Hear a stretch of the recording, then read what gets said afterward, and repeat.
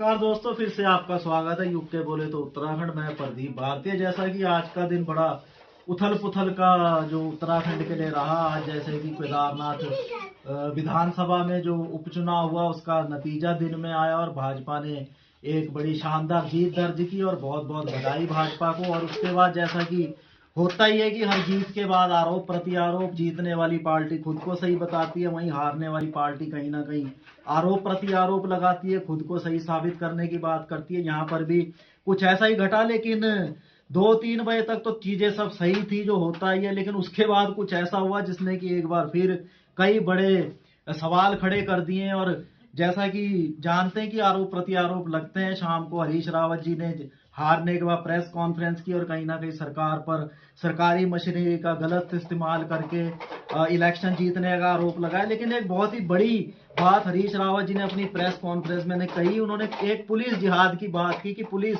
जिहाद के दम पर भाजपा ये चुनाव जीती है, कि पुलिस के पुलिस के गलत इस्तेमाल से चुनाव जीती है। तो ये कहीं ना आरोप लग रहा था, लेकिन शाम को कुछ ऐसा हुआ कि इस आरोप पर खुद ही पुलिस ने मोहर लगा के एक नई बहस छेड़ दी।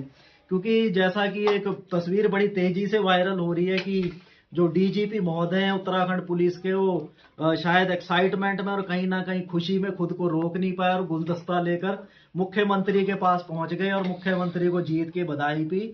यहां तक भी ठीक था कि भाई आपने फोटो खींची, बधाई दी और आप अपनी घर की एल्बम के लिए उसको संभाल के रखते। लेकिन उससे भी बड़ी तेजी दिखाते हुए जो उत्तराखंड पुलिस का आधिकारिक पेज फेसबुक पे है, तुरंत वहां फोटो उत्तराखंड पुलिस द्वारा लगा दी गई। शायद नियम कहीं ना कहीं हाकम सिंह की याद भी आ गई यहाँ पर, और फोटो लगा दी गई। उसमें बड़े शब्दों में लिखा गया जैसे कि बहुत बड़ा रेस्क्यू, बहुत बड़ा काम पुलिस ने किया हो। बड़ी हेडिंग लिखी गई कि केदारनाथ बधाई पर डीजीपी महोदय ने गुलदस्ता भेंट करके और मुख्यमंत्री को बधाई दी। और फोटो लगते ही पूरे उत्तराखंड में जगहसाई होने लगी और बहुत लोग में किरकिरी होने लगी। तो फिलहाल इस पोस्ट को डिलीट कर दिया गया। लेकिन कहीं ना कहीं हरीश रावत का पुलिस जिहाद का आरोप लगाकर उसके बाद पुलिस का ये पोस्ट करना फिर से एक नई बहस उत्तराखंड में कहीं ना कहीं छेड़ दी है। और कहीं ना कहीं फिर से नियमों का कमी उत्तराखंड पुलिस के नजर आई है कि नियम इतना आईएएस रैंक के अधिकारी होकर नियमों का